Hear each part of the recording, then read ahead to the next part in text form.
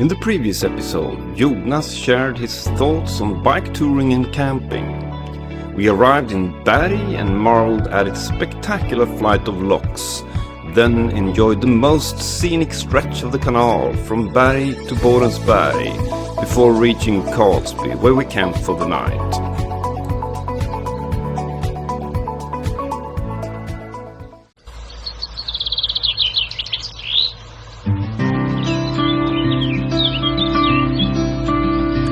Göta Canal is Sweden's most famous waterway, and it is also a fantastic bike route. During 4 days, we enjoy a piece of Swedish engineering history and a fantastic Swedish spring weather as we bike and camp along the canal. A regular commuter train takes us down from Stockholm to Gnesta, where we start biking. We bike down to Mem just east of Söderköping and then go along the canal to Borensberg. There we head north of Lake Boren and then up to Hallsberg, where we take the train back to Stockholm.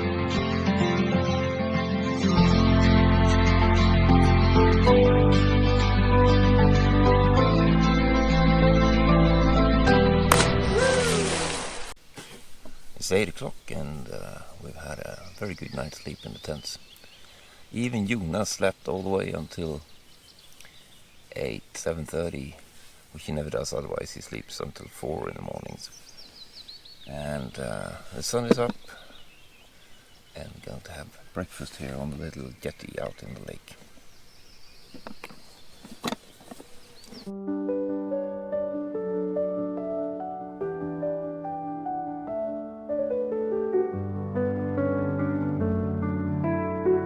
So, Karlsbybadet, how do you rank that?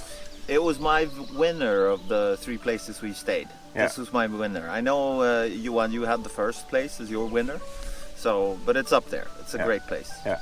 And you slept all night? I usually wake up at 5, 4 even. Today I slept to 7:20. It's a new record almost. So I'm surprised. But it's obviously has to do with being just exhausted, terribly tired from yesterday's cycling. And today now we're going back to Hallsberg. Yeah. So that'll be good. Are you ready to go? Yes, I am. Let's go. Let's go. Woo! Thank you, Karlsbybadet.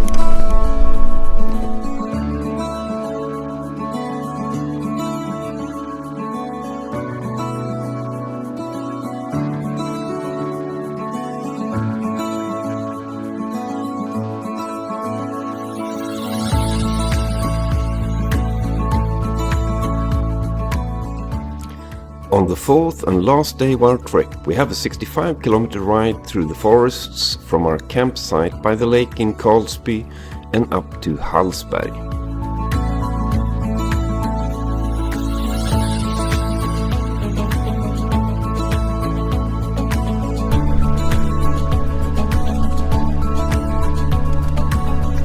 Örebro!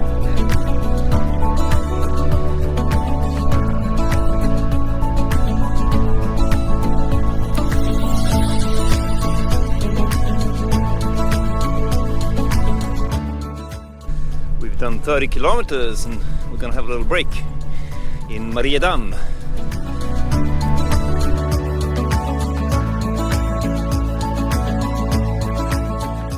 Mariedamm is one of many small Swedish villages that flourished in the late 19th century. Its history, however, stretches back to the 17th century when a blast furnace was built to process iron ore from nearby mines. But it was the arrival of the railway that truly gave life to the village. For a brief moment, Mariedamm made the headlines, but for all the wrong reasons. In 1950, not just 1 but 2 serious railway accidents occurred. A tragic train collision in October claimed 9 lives. Years passed and Mariedamm slowly faded. Then in 1978, the village reappeared, this time on film. The documentary Mariedamm wasn't just about this one place, it told the broad story of small towns left behind as industries, railways and people moved on. The town, once shaped by progress, had become a quiet symbol of the rapid urbanization of the 20th century. Today, the station is gone, the trains no longer stop, But in old photographs and fading postcards, Mariedamm still lingers, a silent echo of a time long past. Here is Jonas.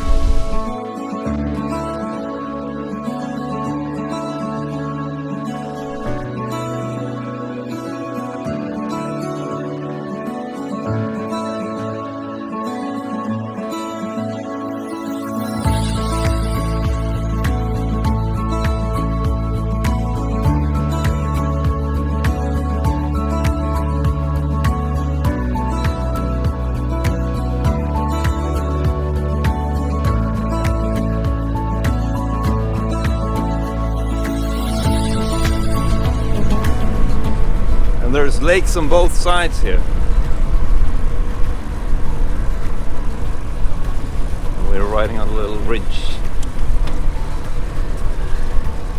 Left for our enjoyment by the very kind ice shelf as it retreated. Melted away.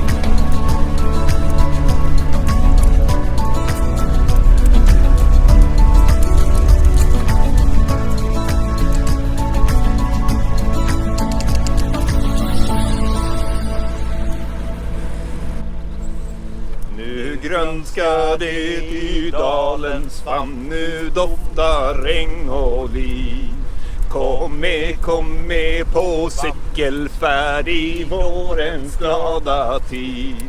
Var dagar som en gyllene skål till bröden fylld med vin. Så drick min vän, drick sol och doft, ty dagen den är din. Woo! Woo!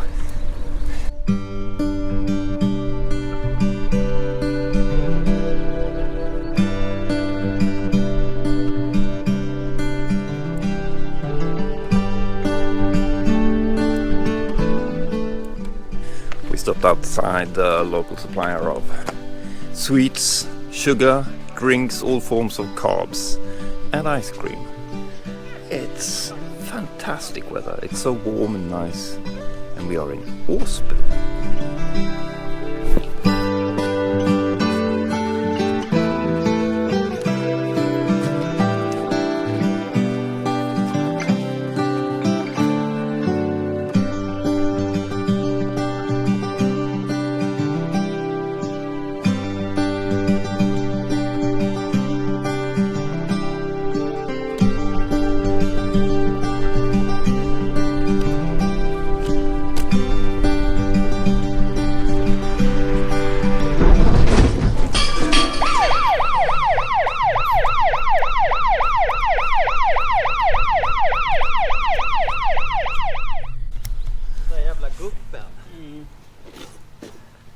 Jonas dropped his bag. There was some bumps on the road there.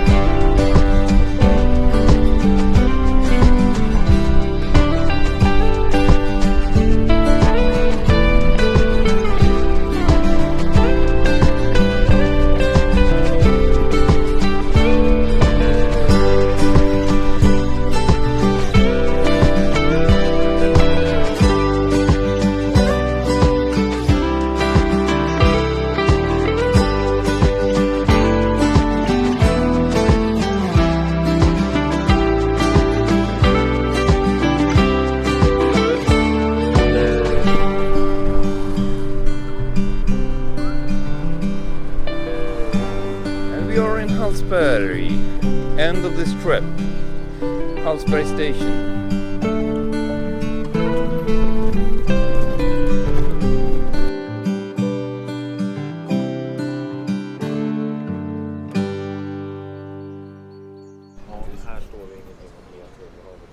We made a bet if Hallsberg station is higher up or lower down than the surface of Lake Vättern, and the fantastic prize is a can of goulash soup.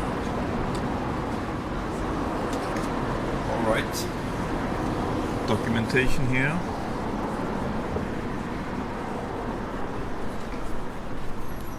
What's it say? No, ChatGPT is wrong. Because I think the water is running down towards. I don't believe that for a second. I do not believe that for a second. I bow my head in shame. I dare not show my face.